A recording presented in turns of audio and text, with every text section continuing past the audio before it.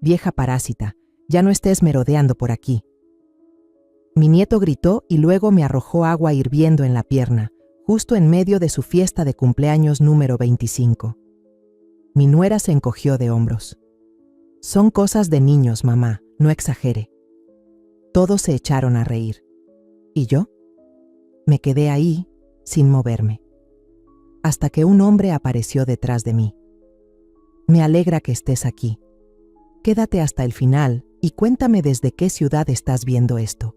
Quiero saber hasta dónde ha llegado mi historia. Me agaché, tomé una servilleta de la mesa cercana y la presioné suavemente contra la quemadura. No lloré, aunque lo deseaba. No quería que me vieran débil. No quería que Luca, mi nieto, Jimena, su novia, ni nadie en esa sala me viera caer. Me enderecé tratando de mantener la calma, aunque cada paso era una punzada. Miré alrededor, esas miradas indiferentes, esas sonrisas burlonas. Sentí que el mundo entero estaba en mi contra y solo quería desaparecer. Apenas unos minutos antes, en medio del salón de la fiesta, Luca se había acercado a mí con una taza de té de jengibre humeante en la mano.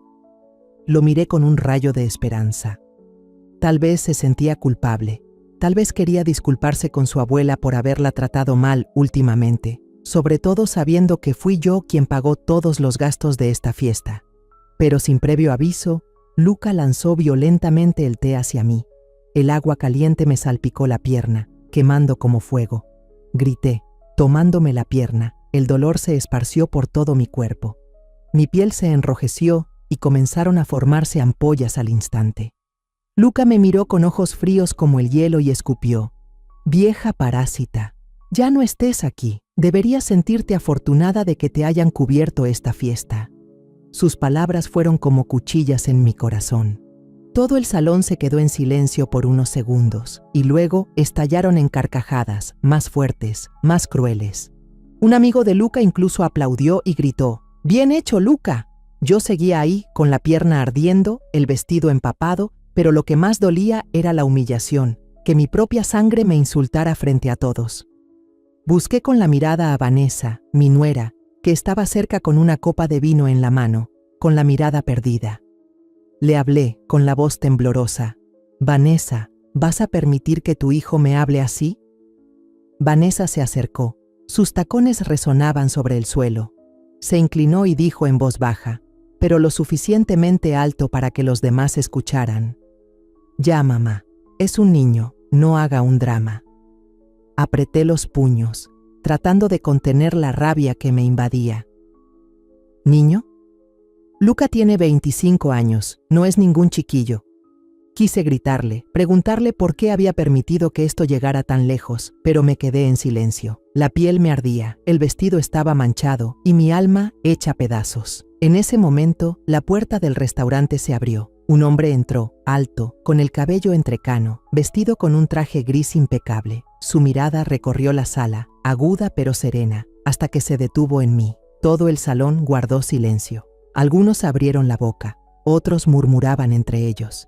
Levanté la vista, nuestros ojos se encontraron. Mi corazón dio un vuelco, como si me hubieran sacado de un largo sueño. Solo podía ver su figura ahí, firme, con una mirada intensa pero cálida, mirándome directo. En ese instante, los recuerdos me invadieron, como una película antigua rebobinándose, llevándome de vuelta a los días más dolorosos de mi vida. El año pasado, todavía era María Santamaría, la mujer que vivía en la casa llena de flores moradas en San Miguel de Allende, junto a Ernesto, mi esposo. Él era un empresario exitoso, alguien que siempre sabía cómo hacerme reír aunque el día hubiera sido terrible. Pero esa noche fatídica, todo cambió. Ernesto dijo que llegaría tarde porque el seminario en Querétaro se había alargado. Lo esperé hasta tarde, sentada en la mesa del comedor, con una taza de té de jengibre ya fría entre las manos. Lo llamé 3 veces. El teléfono sonaba sin que nadie contestara. Empecé a sentirme inquieta, con una angustia que pesaba como una piedra. Luego sonó el teléfono, pero no era la voz de Ernesto, sino la de un policía, con un tono grave y frío. «Señora Santamaría, necesitamos que venga de inmediato a Valle de Bravo. Su esposo ha tenido un accidente». Conduje hasta allá en estado de pánico, con las manos temblorosas aferradas al volante. Cuando llegué, estaba amaneciendo. Una luz tenue caía sobre el camino curvo lleno de piedras. La SUV de Ernesto estaba al fondo del barranco, convertida en un montón de fierros quemados. Todavía salía humo. Un oficial me llevó hasta una mesa pequeña donde había un pedazo de ropa chamuscada con manchas de gasolina. «Esto es todo lo que encontramos», dijo con voz monótona como si leyera un informe. Miré el trozo de tela, tratando de reconocer el estampado de la camisa que le había planchado a Ernesto la mañana anterior, pero estaba deformado, rasgado, ya no se parecía a nada de lo que recordaba. Dijeron que no encontraron el cuerpo, ni una parte reconocible. Me quedé ahí parada, con la mente en blanco. Solo pude asentir cuando me preguntaron si quería llevarme el pedazo de tela. La familia de mi esposo intervino enseguida. Clara, la hermana de Ernesto, me llamó esa misma noche, con voz apurada. «María, tenemos que organizar el funeral cuanto antes. Ernesto era una figura pública. La prensa armará un escándalo si esperamos mucho». Quise decir que no estaba lista, que aún no creía que él ya no estuviera. Pero no tuve fuerzas. Dejé que ellos se encargaran de todo. La funeraria, el ataúd vacío, los discursos largos de gente que ni conocía. El día del funeral, me paré frente a la foto de Ernesto, donde llevaba su traje azul y sonreía como si fuera un rayo de sol. Miré esos ojos, buscando alguna señal de que todo era solo una pesadilla. Pero no había nada. Solo sentía vacío. Después del funeral, volví a nuestra casa, que antes fue nuestro hogar y ahora era un lugar frío. Quité una por una las fotos de las paredes, imágenes de nuestros viajes, de las tardes en la terraza viendo el atardecer. Guardé sus trajes en el closet, pasando la mano suavemente por las telas, como si aún tuvieran su calor. Cada prenda, cada botón, me traía de vuelta los días que construimos juntos esta vida. Me paré en el dormitorio, mirando la cama que ahora era solo mía, y me dije: «Se acabó, María. Ahora solo te quedan 2 roles, ser mamá de Rodrigo y abuela de Luca». Me aferré a ese pensamiento como a un salvavidas en medio de la tormenta. Una semana después del funeral de Ernesto, estaba sentada en la sala de mi casa, abrazando su retrato, con los ojos todavía enrojecidos. La habitación estaba en silencio. Solo se oía el tic-tac del reloj de pared. Rodrigo, mi hijo, entró junto a Vanessa, mi nuera. Se sentaron frente a mí, con expresión seria pero no demasiado dura. «Mamá», dijo Rodrigo con tono calmado, «deberías venirte a vivir con nosotros. Aquí sola te vas a sentir muy sola. Además, Luca quiere que su abuela esté cerca». Vanessa asintió y agregó: «Sí, mamá. Nuestra casa es amplia. Sería más cómodo que vivieras con nosotros». Los miré, tratando de encontrar sinceridad en sus ojos, pero sentí una tristeza profunda. No quería dejar esta casa, el lugar donde Ernesto y yo cultivamos nuestro jardín de flores moradas por más de 30 años, donde cada rincón guarda recuerdos. Pero asentí, pensando que tal vez tenían razón. Tal vez estar cerca de mis nietos me haría sentir menos vacía. El día de la mudanza empacaba mis cosas con cuidado. Solo llevé unas cuantas maletas con ropa, el portarretratos con la foto que Ernesto tomó en aquel viaje a Oaxaca y un frasco de vidrio con galletas que horneé la noche anterior. Recordaba que a Luca le encantaban esas galletas. Cuando era niño, saltaba de alegría cada vez que sentía el olor a mantequilla saliendo del horno. Pensé que llevar ese frasco podría hacerlo feliz. Salí de la casa y miré por última vez los arbustos de flores moradas. Sentí el pecho apretado, como si alguien me lo estrujara. Me dije a mí misma: «María, tienes que ser fuerte. Tus nietos te necesitan». Cuando llegué a casa de Rodrigo y Vanessa, me recibieron con una sonrisa. Vanessa señaló una habitación pequeña al final del pasillo. «Aquí te vas a quedar, ya la preparamos». Era un cuarto limpio, pero sencillo, con una cama individual, un armario pequeño y una ventana que daba a una pared de ladrillos. Coloqué el portarretratos de Ernesto sobre la mesa, el frasco de galletas al lado, y sonreí para dar las gracias. Los primeros días, todo parecía ir bien. Vanessa le dijo a la empleada doméstica: «Mi suegra tiene que comer sin sal, acuérdate de no ponerle mucho». A veces, Luca se metía a mi cuarto pidiéndome que le arreglara una blusa rota o que le lavara unos calcetines sucios.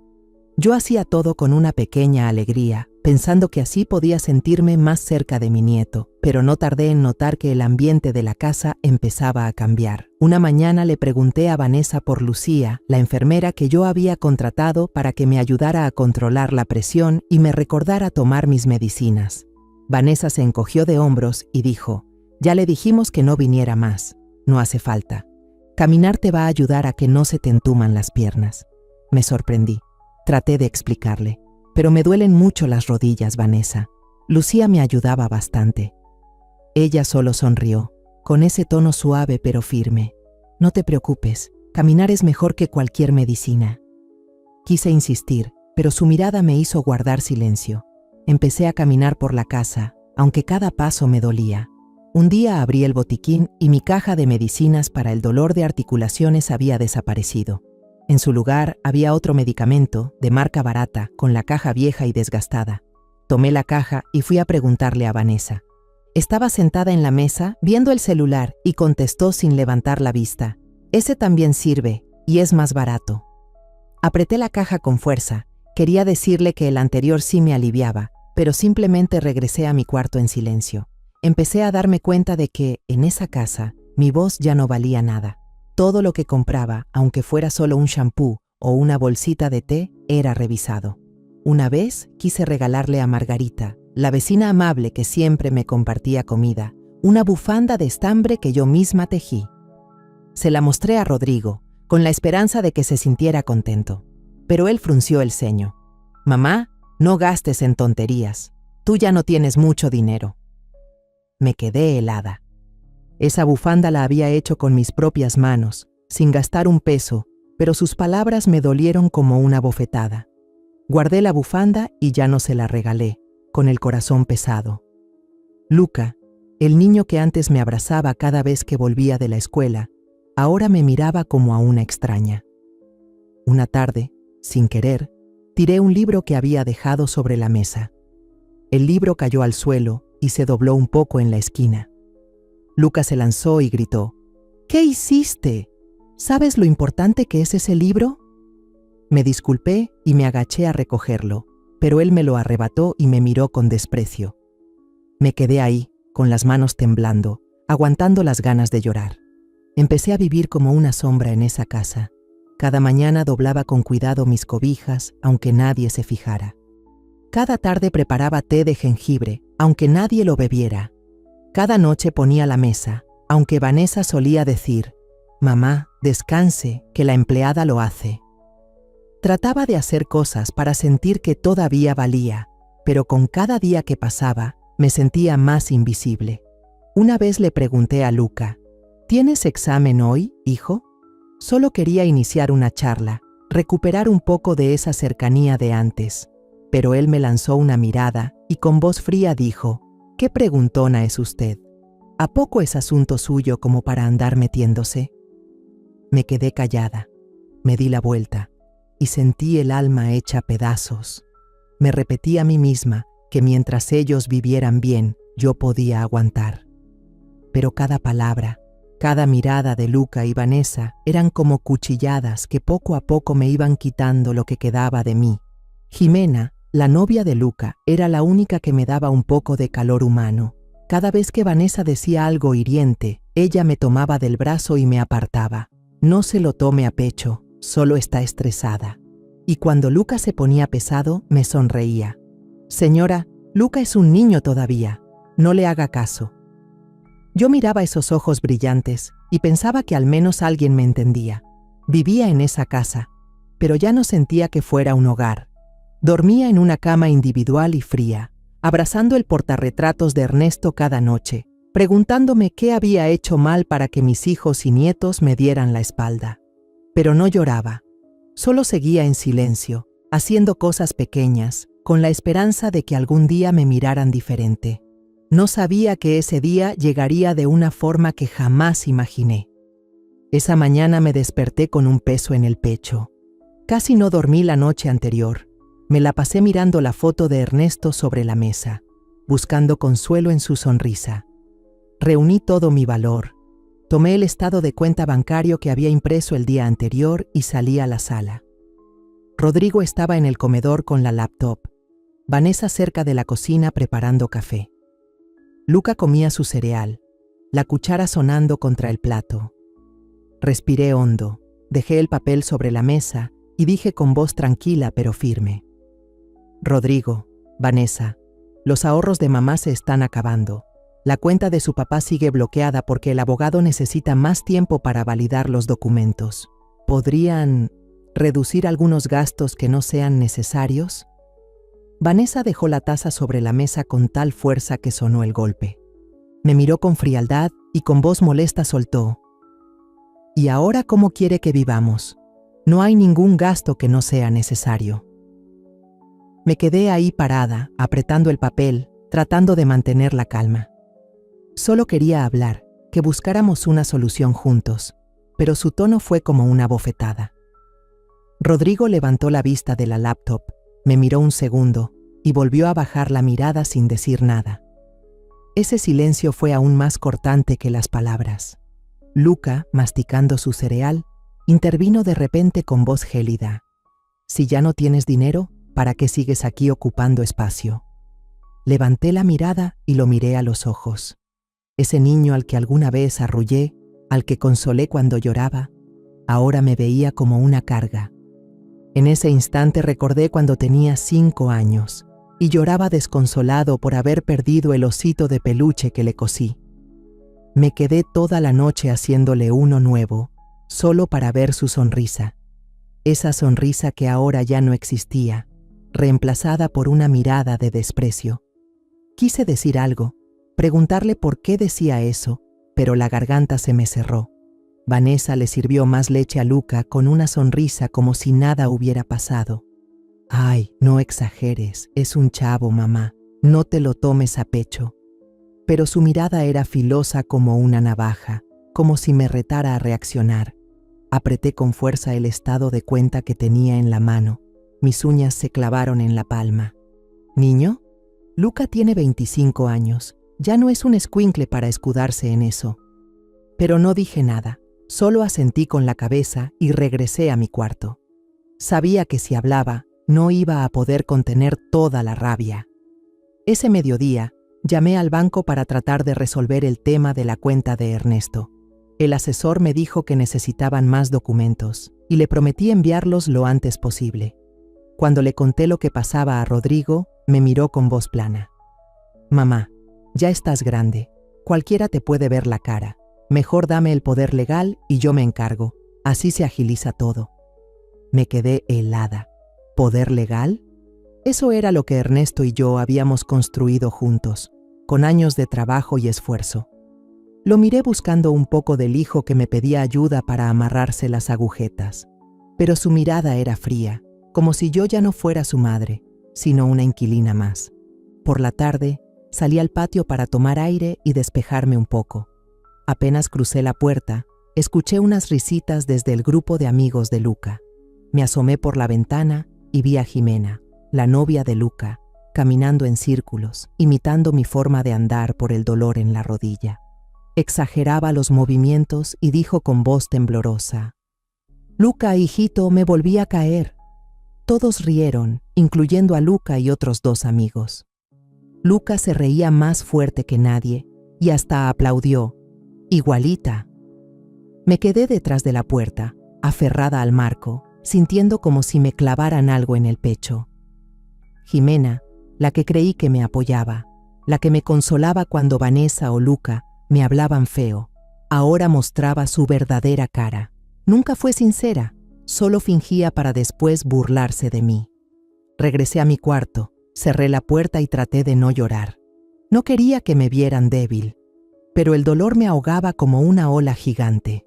Me senté en la cama, miré la foto de Ernesto y susurré: Amor, ¿qué hago ahora? Solo el silencio me respondió. Esa noche, me senté sola en el balcón. La luz de la luna caía suave sobre mis manos. Luca pasó junto a mí, con audífonos, sin siquiera mirarme. Le hablé bajito. «Luca, ¿quieres una galleta? Hice tus favoritas». Se detuvo. Volteó con cara fastidiada. «Ya no hagas galletas. ¿Quién come esas cosas pasadas de moda?» No dije nada. Lo vi alejarse. Su figura desapareció detrás de la puerta. Sus palabras fueron la gota que derramó el vaso. Me levanté, fui a la cocina, tomé el frasco con las galletas que había hecho la noche anterior y lo metí en una bolsa de plástico. Ya no quería guardarlo. Ese frasco, que representaba mi pequeño intento de alegrarle el día a mi nieto, ya no significaba nada. Regresé a mi cuarto, me senté en la cama y abracé la foto de Ernesto. Por primera vez en muchos años, sentí que ya no pertenecía a esta casa. He hecho de todo, he aguantado, me he esforzado por demostrar que aún valgo, pero para ellos solo soy una vieja inútil. Miré por la ventana, la luna seguía igual de pálida y me pregunté, «María, ¿qué te queda?» Pero encontré la respuesta dentro de mí. En los días que siguieron, empecé a notar un cambio raro en la forma en que Luca me trataba. Una tarde, mientras yo estaba sentada en un rincón de la sala, remendando con cuidado una camisa rota suya, Luca entró de repente, con una sonrisa enorme en la cara. Se sentó junto a mí, con una voz dulce como si nunca me hubiera dicho cosas hirientes antes. «Abuela, ya casi es mi cumpleaños. Quiero hacer algo más grande esta vez, en un restaurante elegante. Invitar a toda la familia de Jimena, amigos, compañeros de trabajo y algunos socios importantes. ¿Tú podrías pagarme la fiesta?» Detuve la aguja, lo miré a los ojos, buscando algo de sinceridad. Dentro de mí había dudas, y sin darme cuenta, apreté el estado de cuenta bancario que llevaba en el bolsillo. Mis ahorros ya se habían reducido bastante, y la cuenta de Ernesto aún no estaba resuelta. Pero pensé que tal vez esto haría que Luca se acercara un poco más a mí, que valorara a su abuela un poco más. Asentí con la cabeza y le dije en voz baja, «Está bien, yo me encargo». Luca sonrió de oreja a oreja y me dio unas palmadas en el hombro. «Gracias, abuela, eres la mejor». Sentí un calorcito en el pecho, aunque fuera solo por un momento. Me puse en contacto con el restaurante, hice la reserva, escogí el menú y me aseguré de que todo fuera perfecto, justo como Luca lo quería. Revisé cada detalle con mis propias manos, desde la decoración de las mesas hasta el pastel de chocolate que a él tanto le gusta. Cada vez que pensaba en la cara feliz de Luca, me repetía que estaba haciendo lo correcto, que esta era una oportunidad para unir de nuevo a la familia. Pero en el fondo no podía sacudirme esa sensación de incomodidad, como si estuviera caminando sobre hielo delgado. El día de la fiesta, llegué al restaurante con un vestido azul sencillo, de algodón suave que había elegido esa misma mañana, pensando que era lo bastante formal para ver a los amigos y socios de Luca. Llegué media hora antes, como buena persona mayor precavida, siempre queriendo que todo esté en orden. El restaurante estaba en el centro de la ciudad, con lámparas de techo brillando, las mesas perfectamente ordenadas y un leve aroma a entrada flotando en el aire. Me acerqué al mostrador de recepción, sonreí y le pregunté a la joven que estaba ahí sobre el plano de las mesas y el pastel que había encargado. Ella me miró de arriba a abajo, entrecerrando los ojos, con un tono desconfiado. «¿Usted es la empleada doméstica?» Me quedé pasmada un segundo, pero luego solo sonreí leve y negué con la cabeza. «No, soy la abuela de Luca, el festejado de hoy». Ella asintió con la cabeza, aunque con una mirada de duda, y me señaló el salón diciéndome que revisara por mi cuenta. Entré al salón, donde los invitados ya empezaban a llegar. Jóvenes bien vestidos charlaban animadamente. Las copas chocaban con un tintineo alegre. Busqué con la mirada mi lugar. Cada mesa tenía un cartelito con los nombres de los invitados, pero por más que busqué, no encontraba el mío. Me bajó un poco el ánimo y me acerqué a un mesero que pasaba con una charola de bebidas. «Joven, ¿has visto alguna silla con el nombre de María Santamaría?» Me miró y señaló hacia la zona del buffet, con voz indiferente. «Por allá hay sillas libres, búsquese una». Asentí, tratando de mantener la sonrisa, pero por dentro empezaba a sentirme fuera de lugar, como si no encajara en la misma fiesta que yo había financiado. Me quedé cerca del buffet, mirando alrededor en busca de una silla vacía. El grupo de amigos de Luca estaba ahí cerca, riendo fuerte, tomándose fotos sin parar. Mi nieto Luca estaba en medio, alto, con su cara brillante, luciendo impecable con su camisa blanca. Lo vi desde lejos, sentí el corazón calentarse, pensando que al final de cuentas, hoy era su día especial. Me acerqué con cuidado y pregunté bajito: «Luca, ¿necesitas algo más? ¿Ya sacaron el pastel que encargué?». Se volteó, me miró como si fuera una extraña y contestó cortante: «No, vete a otro lado, estoy tomando fotos». Su voz era fría, sin una pizca de cariño. Me quedé quieta, tragando ese dolor que me pinchaba el pecho. Luego retrocedí un paso, buscando un rincón donde no estorbara. Justo en ese momento, Jimena se acercó con un plato lleno de comida en la mano. Llevaba un vestido rojo encendido, el cabello rizado suelto y una sonrisa deslumbrante como de celebridad. Yo aún no decía nada cuando, accidentalmente, chocó conmigo con fuerza. El plato se inclinó y la salsa de tomate caliente cayó sobre mi vestido, empapando una gran parte. Perdí el equilibrio y caí al suelo, golpeando la rodilla contra el piso frío de azulejo. Me dolió terriblemente, pero hice un esfuerzo por levantarme. Jimena se tapó la boca con una expresión dulce que daba escalofríos y dijo: «Ay, abuela de Luca, ¿está bien?». Pero sus ojos mostraban una satisfacción evidente, sin rastro de culpa. Alrededor, los amigos de Luca se rieron a carcajadas, algunos incluso señalaron. Nadie vino a ayudarme. Apreté los dientes y me levanté sola, tratando de quitar la salsa de mi vestido con la mano, pero ya estaba manchado y pegajoso. El olor fuerte del tomate me revolvía el estómago. Solo quería salir de ahí cuanto antes. Entonces Luca se acercó y me vertió una taza de té caliente en la pierna. Me llamó parásito viejo, aunque yo había pagado toda la fiesta para él. Vanessa, su madre, se rió y dijo que tenía que entenderlo porque todavía era un niño. Rodrigo, por su parte, se dio la vuelta con indiferencia, como si yo fuera una anciana indigente que se había colado por error en la celebración. Probablemente me habría quedado ahí, congelada, si ese hombre, el que siempre había esperado, no hubiera aparecido y caminado hacia mí. Casi dejé de respirar, con los ojos fijos en él, el corazón golpeando con fuerza. «Sabía que vendrías», susurré, sin saber si le hablaba a él o a mí misma. Todo lo demás se volvió borroso. Las voces del gentío desaparecieron y solo quedó él, el hombre que creí perdido para siempre. Se detuvo en medio del salón, su mirada filosa recorriendo a cada persona. Luca se quedó con la boca abierta, el rostro pálido como si hubiera visto un fantasma. Vanessa temblaba tanto que dejó caer su copa de vino, salpicando de rojo el vestido de gala de Jimena. Jimena, asustada, retrocedió y tropezó con una silla. Rodrigo, mi hijo, permanecía inmóvil, con los ojos abiertos de par en par, sin poder creer lo que veía. Yo lo observaba todo, pero no podía apartar la vista de ese hombre. Entonces habló, su voz grave y clara resonando en todo el salón. «Soy Ernesto Santamaría, abuelo de Luca, anfitrión de esta fiesta y esposo de esta mujer que ustedes han humillado». Señaló hacia mí y su mirada se suavizó al encontrarse con la mía. Todos pensaban que había muerto en aquel accidente de coche, pero nunca estuve muerto. El silencio cayó como una manta sobre el lugar, como si un papel en blanco acabara de ser desgarrado. Los murmullos comenzaron, pero yo ya no escuchaba nada. Solo veía a Ernesto, el hombre que amaba, el que creía perdido, parado frente a mí, más vivo y fuerte que nunca.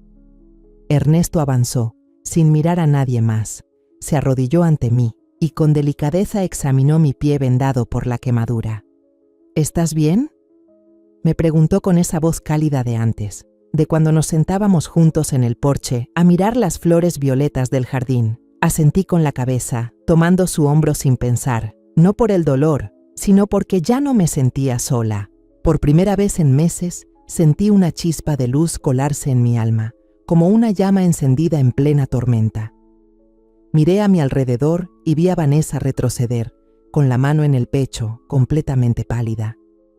Luca tropezó con la mesa del pastel, haciéndolo tambalear mientras el betún de chocolate se deslizaba al suelo. Murmuraba algo, pero no entendí. Rodrigo seguía ahí, evitando la mirada de Ernesto, con los puños apretados.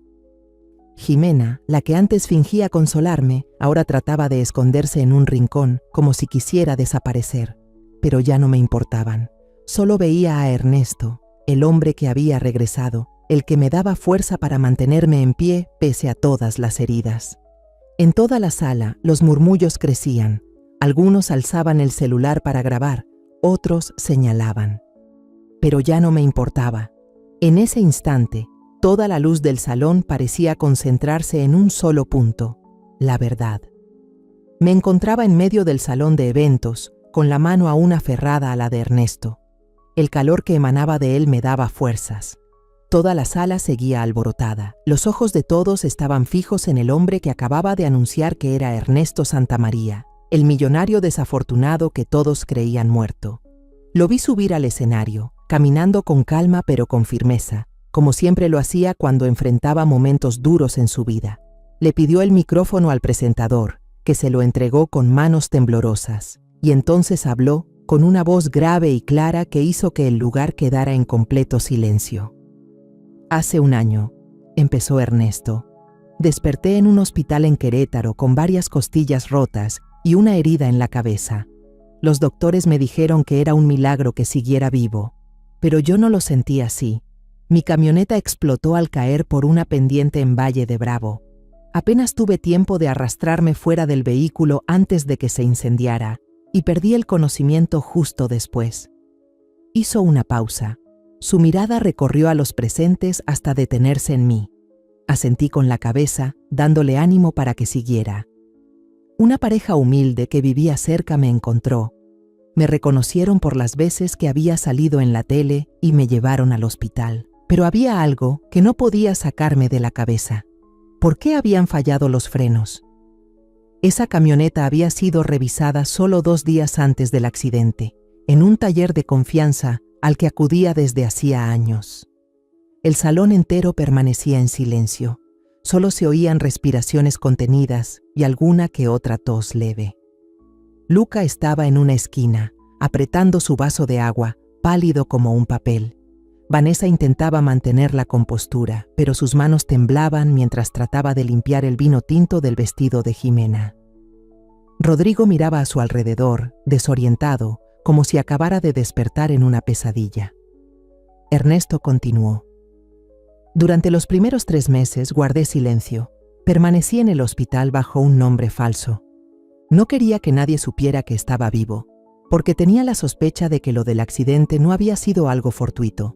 Un día, le pedí a una enfermera en la que confiaba que contactara a María a través de una cuenta de correo anónima.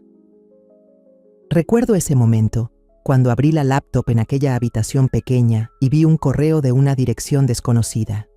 La primera línea decía: María, sigo con vida. No le digas a nadie de la familia. Pensé que estaba soñando, me temblaban tanto las manos que se me cayó el vaso de agua. Leí el mensaje una y otra vez, sin atreverme a creerlo, hasta que Ernesto me mandó un detalle que solo nosotros 2 sabíamos: la canción que me cantó en nuestra boda, aquel bolero antiguo que decía que solo era para mí. Lloré, no de tristeza, sino porque volvió a encenderse una chispa de esperanza. Ernesto me miró con ternura y luego volvió su atención al público. Una semana después, María y yo nos reunimos en la casa de Rosa, una vieja amiga. Empezamos a investigar, con cuidado y en silencio. Revisamos los videos de las cámaras de tránsito cerca del lugar del accidente.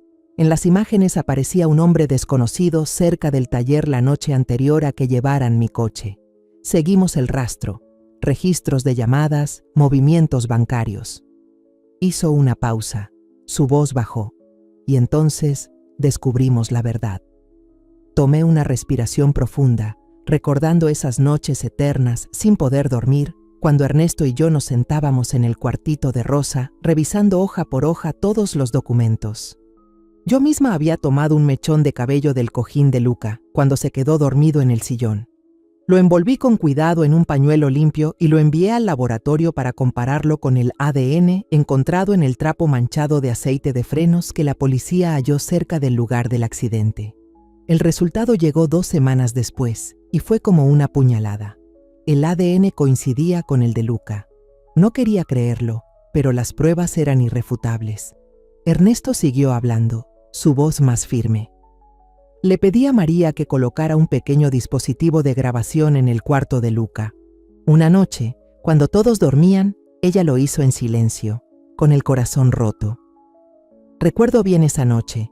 Cuando entré de puntitas al cuarto de Luca, el corazón me latía tan fuerte que parecía que se me iba a salir del pecho.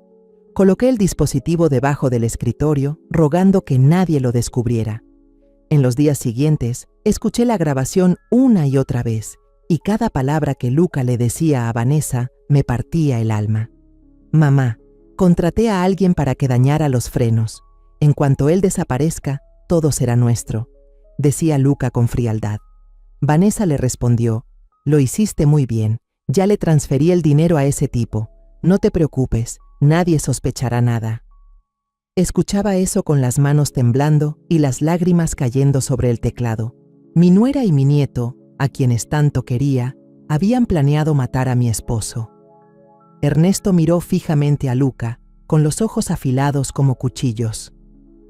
Luca, contrataste a alguien para que saboteara mis frenos. Vanessa, tú ayudaste con el dinero para encubrirlo. Luego volteó hacia Rodrigo, su voz más suave. ¿Y tú, Rodrigo?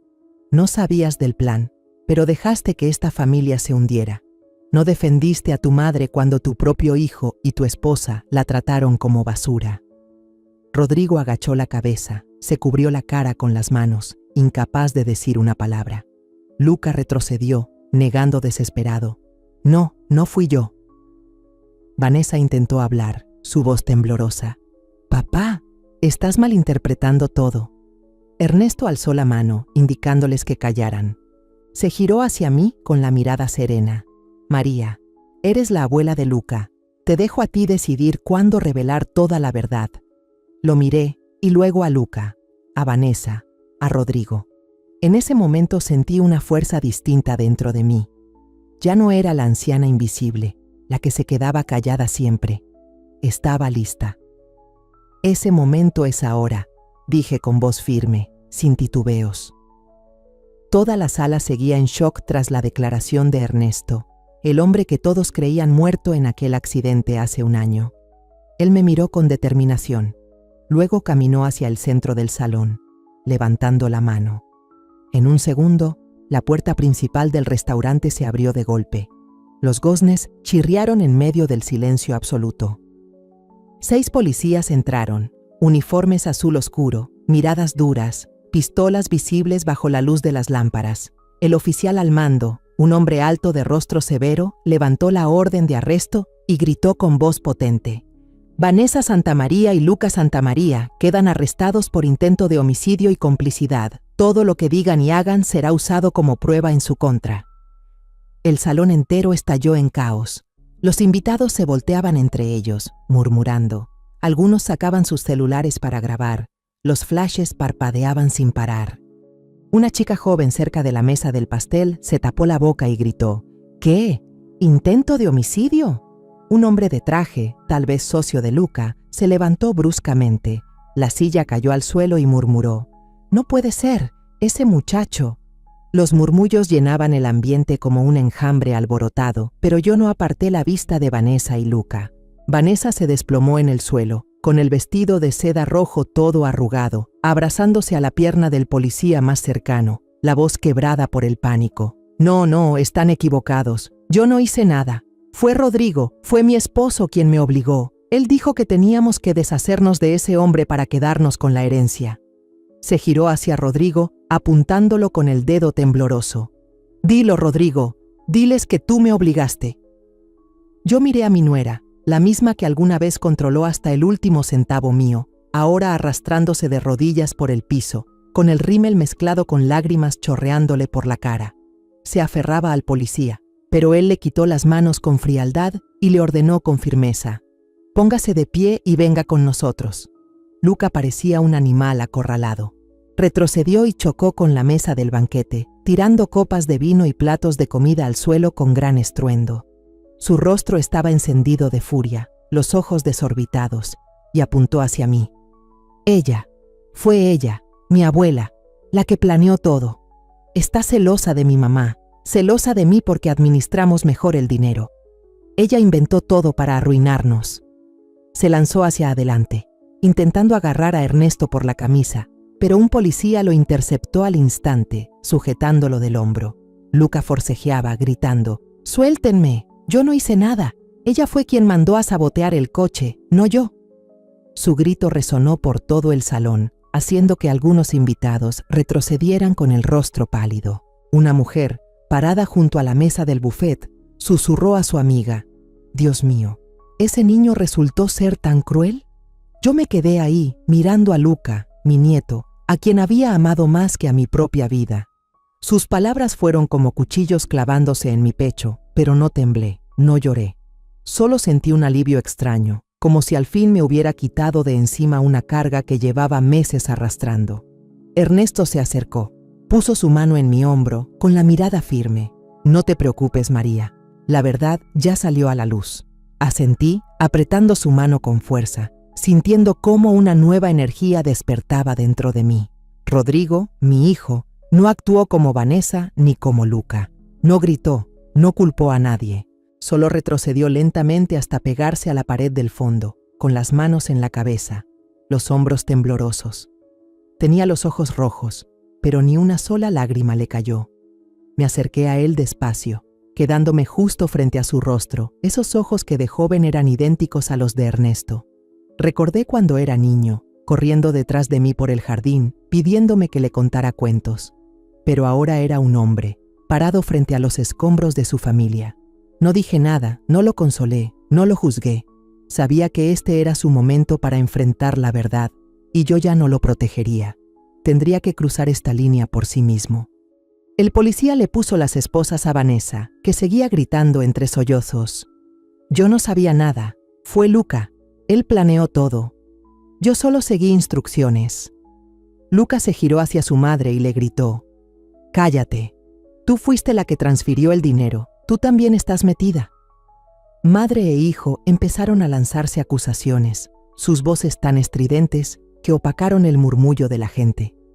Los invitados ya estaban de pie, algunos negaban con la cabeza, otros cuchicheaban. Esta familia resultó peor de lo que pensábamos. Un señor mayor, probablemente amigo de Ernesto, se me acercó y murmuró: «María, usted es más fuerte de lo que imaginaba». Solo le sonreí con suavidad, sin responder. No necesitaba consuelo, solo necesitaba la verdad. Ernesto miró a Luca y a Vanessa con una expresión helada. «Basta, tendrán que responder ante la justicia». Luego miró a Rodrigo, con una voz grave pero firme. «Hijo, puedes empezar de nuevo, pero solo si de verdad lo deseas». Rodrigo levantó la mirada, con los labios apretados, pero sin decir una palabra. Vi en sus ojos un atisbo de arrepentimiento, pero no sabía si tendría la fuerza suficiente para comenzar otra vez. La policía escoltó a Vanessa y a Luca hacia afuera. Vanessa seguía intentando zafarse, arrastrando sus tacones por el suelo mientras gritaba: «Rodrigo, no puedes dejar que me arresten». Pero Rodrigo solo se quedó ahí, inmóvil. Luca, que ya tenía las esposas puestas, ya no gritaba más. Solo me lanzó una mirada llena de odio antes de que lo empujaran hacia la salida. Jimena, la chica que había fingido consolarme, se había escabullido del restaurante en algún momento, probablemente en cuanto apareció Ernesto. No se atrevió a quedarse, no tuvo el valor de enfrentarse a la verdad desnuda. Me senté en una silla y solté un largo suspiro. No porque hubiera ganado, sino porque ya no tenía que seguir soportando. Todos esos meses viviendo como una sombra, siendo humillada y despreciada por mis propios nietos, finalmente habían terminado. Sentí que una parte de mí volvía a la vida, como una flor morada que florece después de la lluvia. Ernesto se sentó a mi lado y me tomó la mano. «¿Estás bien, María?». Asentí con una sonrisa sincera. «Ahora sí, amor». El murmullo de los invitados, los flashes de los celulares, Todo eso ya era solo un fondo lejano. Me había reencontrado conmigo misma y desde esta noche viviría para mí sin más cargas. En los días siguientes a la fiesta de cumpleaños de Luca, estuve sentada en una pequeña sala de interrogatorios bajo la luz fría de un fluorescente que caía sobre una mesa de madera desgastada. A mi lado estaba el abogado, el señor Martínez, un hombre de mediana edad con gafas gruesas y voz serena. Iba pasando las páginas de los documentos, explicando el proceso legal, pero yo apenas captaba algunas palabras. Afuera, a través de una ventanita empañada, veía la multitud de reporteros amontonados como moscas frente a la comisaría, con cámaras parpadeando y micrófonos en alto, luchando por captar cada detalle del escándalo. Las noticias sobre Vanessa y Luca llenaban todos los periódicos, desde los locales hasta los sitios más importantes. Lo llamaban el caso de la familia Santamaría, un nombre que sonaba ajeno, como si no tuviera nada que ver con mi vida. Vanessa, en su primera audiencia, fue implicada en otra investigación, malversación de fondos de la empresa. Me quedé helada al enterarme de que había retirado dinero del fondo de sueldos de los trabajadores de limpieza, un fondo que yo había financiado en secreto a través de la fundación de Ernesto. Aquellos barrenderos, personas humildes que limpiaban las calles cada mañana, me habían enviado cartas de agradecimiento por la ayuda que recibieron. Y ahora sabía que su dinero había sido robado por Vanessa para comprar vestidos de seda y organizar fiestas lujosas. Sentada frente al juez, con el cabello hecho un desastre, ya no quedaba nada de su arrogancia. Solo repetía una y otra vez: yo no sabía nada, solo seguía órdenes. Pero nadie le creyó. Las pruebas bancarias estaban ahí, claras como la luz del día. Luca fue distinto. Lloró desconsoladamente durante la audiencia, con lágrimas corriéndole por la cara y la voz quebrada al intentar justificarse. Me obligaron, yo no quería hacerlo.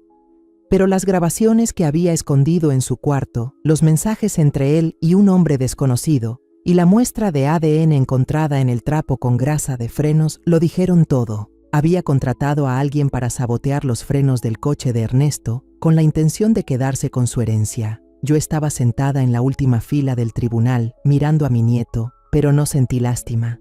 En su lugar solo sentí un vacío, justo donde antes vivía el amor que le tenía. No sentí rabia, ni odio, solo un hueco inmenso, como si una parte de mí hubiese desaparecido por completo. Rodrigo vino a verme una tarde en la que llovía a cántaros. Yo estaba sentada en la casita que Ernesto había alquilado temporalmente para nosotros, cerca del centro de la ciudad.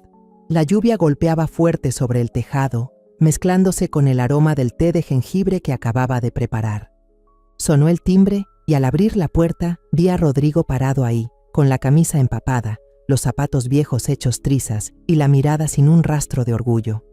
«Mamá, ya no me queda nada», dijo con voz ronca.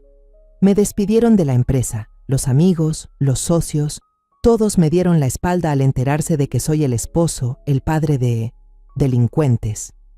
Bajó la cabeza, apretando las manos como si luchara por contener algo. Miré a mi hijo, aquel que alguna vez fue mi orgullo y ahora no era más que una sombra. No lo consolé de inmediato, solo abrí más la puerta y le dije en voz baja: «Pasa, ya preparé té, puedes quedarte a cenar». Él asintió, entró y sus zapatos dejaron marcas de agua sobre el piso de madera. Serví el té y le puse enfrente una galleta, del tipo que a Luca le encantaba, pero que ahora horneo solo para recordarme que aún puedo crear algo bueno. Esa cena fue silenciosa. Rodrigo comía despacio, no hablaba mucho, solo levantaba la vista de vez en cuando, como queriendo decir algo sin lograrlo. No le pregunté nada. No lo presioné.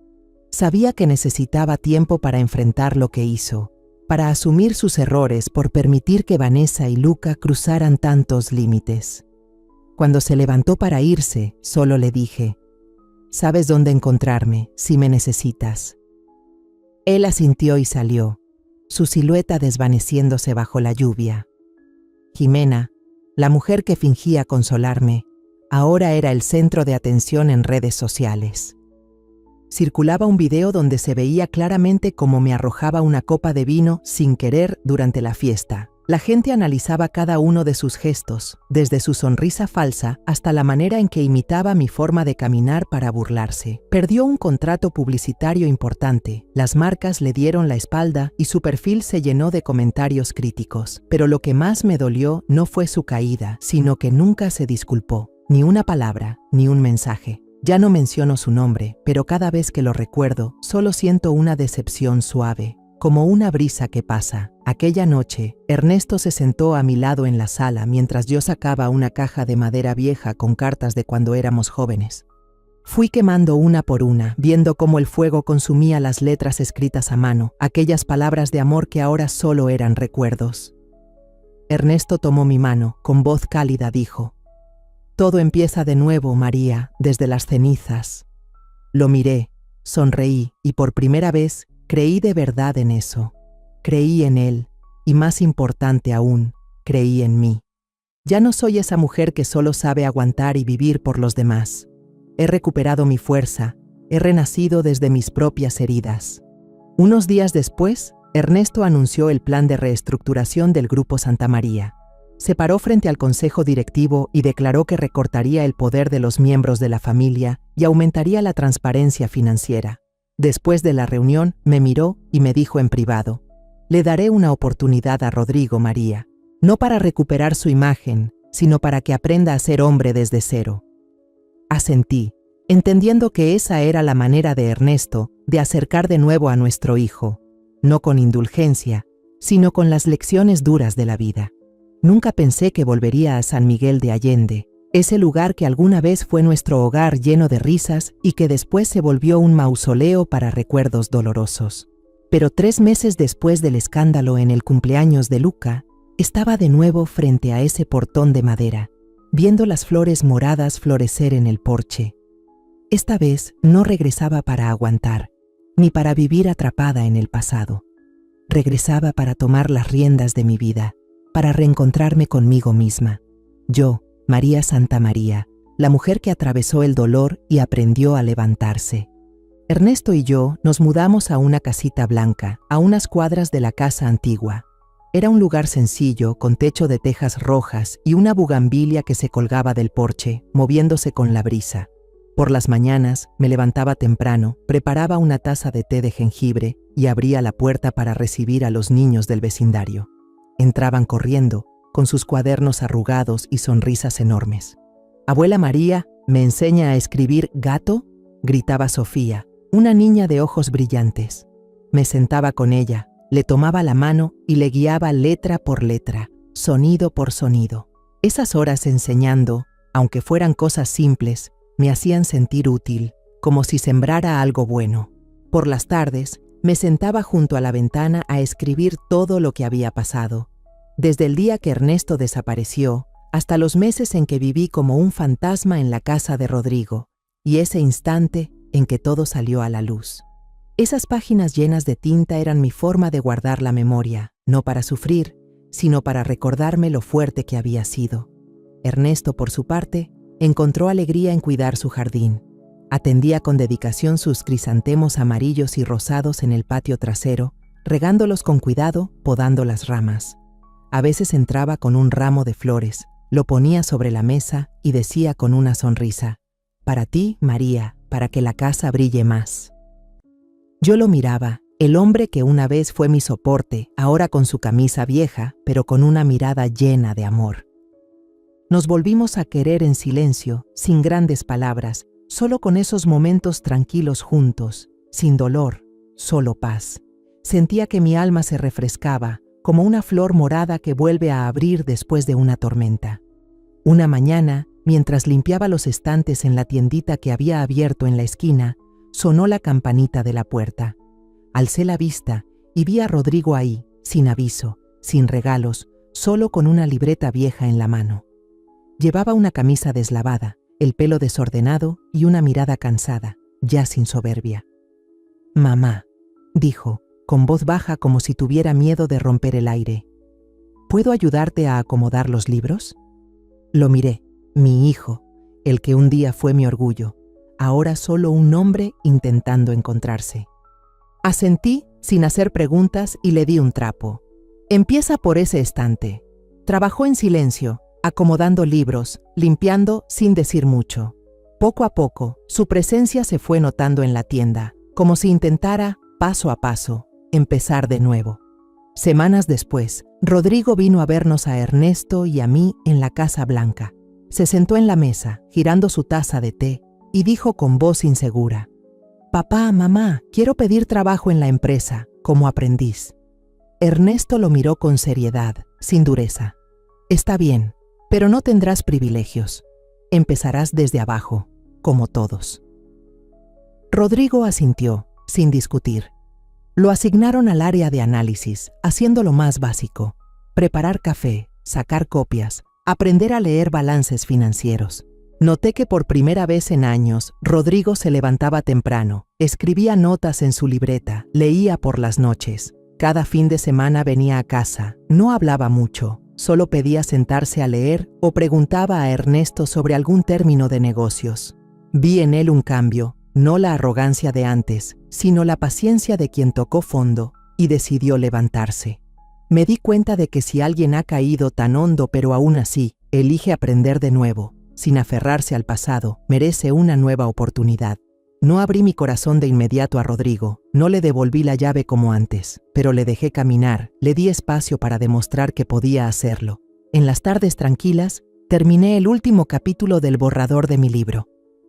Parásito viejo, palabras que nunca dije. No lo escribí con la intención de publicarlo, sino para dejar constancia de mi camino, de cómo pasé de ser una mujer humillada por sus propios hijos y nietos a alguien que recuperó su fuerza y su paz. Dejé el manuscrito sobre la mesa, pensando que sería solo un recuerdo personal. Pero una noche, Ernesto lo leyó, luego me miró con los ojos brillantes. «María, deberías dejar que la gente lo lea. No para contar tu historia, sino para que quienes han vivido algo parecido sepan que no están solos». Me quedé pensando, luego asentí. Tal vez tenía razón. Quizás mi historia podría ser una luz para alguien que se siente perdido. Me senté junto a la ventana, mirando cómo las bugambilias se mecían con el viento. Ya no sentía el alma tan pesada como antes. Me había reencontrado conmigo misma, no a través del reconocimiento de los demás, sino en las pequeñas cosas que hacía a diario: enseñar a los niños, escribir, amar a Ernesto y permitirme vivir. Sonreí, sintiendo una especie de renacer dentro de mí, como si fuera una flor violeta que volvía a florecer, más viva que nunca. Mi pequeña librería estaba escondida en una esquina de San Miguel de Allende, con una puerta de madera pintada de azul y un letrero hecho a mano que decía: «Libros y cuentos». Desde que volví hace 3 meses, convertí ese lugar en mi refugio, donde no solo vendo libros, sino que también comparto historias y lecciones de vida. Imprimí 10 copias de mi libro, Parásito viejo, palabras que nunca dije, y el papel todavía olía a tinta fresca. No planeo venderlo en grande, solo coloqué una copia en el estante de madera, entre 2 libros de cuentos ya amarillentos, como un recuerdo silencioso. Las otras copias las guardé en un cajón, pensando que quizás siempre serían un secreto solo mío. Ese mediodía, la luz del sol se colaba por la ventana, iluminando los estantes con una capa de polvo suave.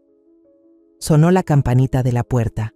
Levanté la vista y vi entrar a una niña de unos 8 años. Su cabello estaba húmedo de sudor, la camiseta gastada en los hombros, y sus ojos grandes brillaban de curiosidad. Abrazaba un cuaderno viejo, se acercó al mostrador y me dijo con voz temblorosa: «Abuelita, ¿me puede leer algo?». Sonreí, dejé el bolígrafo con el que estaba escribiendo y le pregunté: «¿Qué quieres escuchar? ¿Un cuento de princesas y príncipes o una historia sobre una abuela?». La niña dudó, retorció la orilla de su camiseta y respondió: «Quiero una historia de una abuela fuerte, que no llore aunque le hagan daño». La miré y sentí que algo dentro de mí se calentaba, como si acabara de tocar un rincón muy hondo de mi alma. Acerqué una silla, la invité a sentarse y saqué Parásito viejo del estante. «Entonces llegaste al lugar indicado», le dije mientras abría la primera página. Leí despacio, contando la historia de una mujer que fue humillada por su propia familia, que la llamaron inútil, pero que encontró la fuerza para seguir adelante.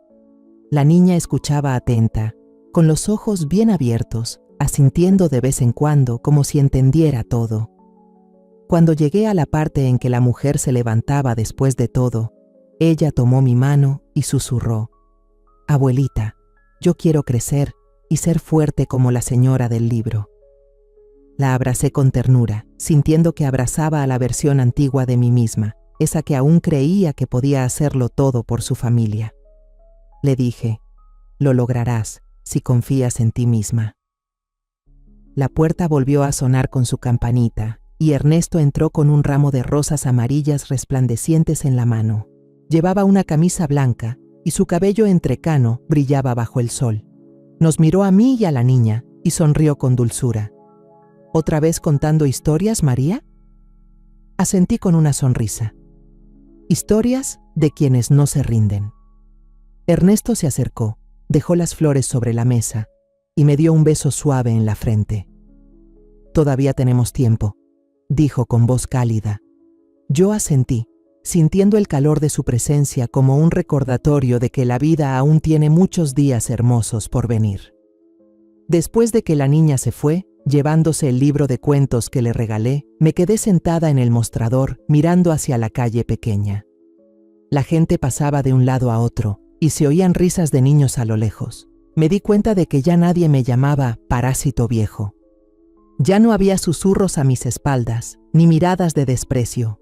Solo quedaba yo, María Santamaría, una mujer que aprendió a perdonarse, no a Vanessa ni a Luca, sino a sí misma, por haberse dejado vivir tanto tiempo a la sombra de ellos. Dejé atrás el dolor, no porque lo olvidara, sino porque lo enfrenté y lo superé. Aquella tarde, una mujer de mediana edad entró a la tienda, con el cabello recogido y una blusa sencilla. Miró alrededor y luego señaló mi libro en el estante. Escuché hablar de este. ¿Es cierto que lo escribió basándose en su historia?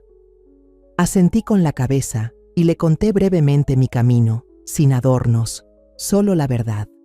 Ella escuchó con atención, con los ojos enrojecidos, y dijo: «A mí también mi familia me hizo a un lado, pero nunca me atreví a levantarme. Gracias por escribirlo». Compró el libro y lo abrazó como si abrazara una esperanza. La vi salir, con el corazón liviano, sabiendo que mi historia ya no era solo mía. Ernesto y yo cenamos bajo la bugambilia, con las luces de los faroles colgando del techo brillando suave. Me habló de los nuevos planes para el Grupo Santamaría, de la idea de crear una beca para niños con pocos recursos. «¿Quieres participar?», me preguntó. Yo sonreí. «Primero déjame enseñarles a deletrear, luego vemos». Me tomó la mano y nos quedamos ahí, en silencio, sin necesidad de decir mucho. Nuestro amor ahora era comprensión, momentos sencillos pero completos. Rodrigo sigue viniendo cada fin de semana. Ya no menciona a Vanessa ni a Luca, solo habla de su trabajo, de lo que está aprendiendo en la empresa. Una vez trajo un libro de negocios y me preguntó: «Mamá, ¿ya lo leíste? Está buenísimo». Tomé el libro y sonreí. «Lo voy a leer, pero me tienes que contar qué aprendiste tú». Él rió. La primera vez que lo vi hacerlo desde que lo perdió todo. No me apresuro a abrirle mi corazón otra vez, pero veo en él un cambio, un hombre que intenta comenzar de nuevo. En otra mañana, me senté en la librería mirando el libro Parásito Viejo en el estante. Ya no es solo mi historia, es un recordatorio de que volví a vivir, de la forma más suave posible. Perdoné, no por los demás, sino porque yo merezco estar en paz. Tomé el ramo de rosas amarillas que me dio Ernesto, olí su aroma dulce y sonreí. Mi vida ahora son días nuevos, historias nuevas y un corazón que ha vuelto a encontrar la luz. Para mí, atravesar el dolor causado por mi propia familia me dejó una lección profunda. El valor de una persona no está en cómo los demás la ven, sino en cómo se levanta y se ama a sí misma después de haber sido herida. Una vez me llamaron parásito viejo, viví como una sombra en la casa de mis propios nietos, pero aprendí a perdonar, no para borrar lo que me hicieron, sino para liberar mi alma. Mi renacer vino de elegir vivir para mí. de encontrar paz en cosas simples como enseñar a los niños a leer, escribir libros o amar al esposo que creí perdido. De verdad quiero decirte algo, tú que has llegado hasta este punto de mi historia. No importa cuán hondo te haya tirado la vida, cree que eres lo bastante fuerte para levantarte, para vivir una vida que esté a la altura de quien realmente eres. La historia que contamos es ficticia, pero está basada en algunos hechos reales. Los nombres y lugares han sido cambiados para proteger la identidad de quienes estuvieron involucrados. No contamos esto para juzgar, sino con la esperanza de que alguien escuche y se detenga a pensar, ¿cuántas madres están sufriendo en silencio dentro de su propia casa? Siento verdadera curiosidad. Si fueras tú, en mi lugar, ¿qué harías? ¿Elegirías callar para mantener la paz o te atreverías a enfrentarlo todo para recuperar tu voz? Quiero saber lo que piensas, porque cada historia es una vela que puede iluminar el camino de alguien más.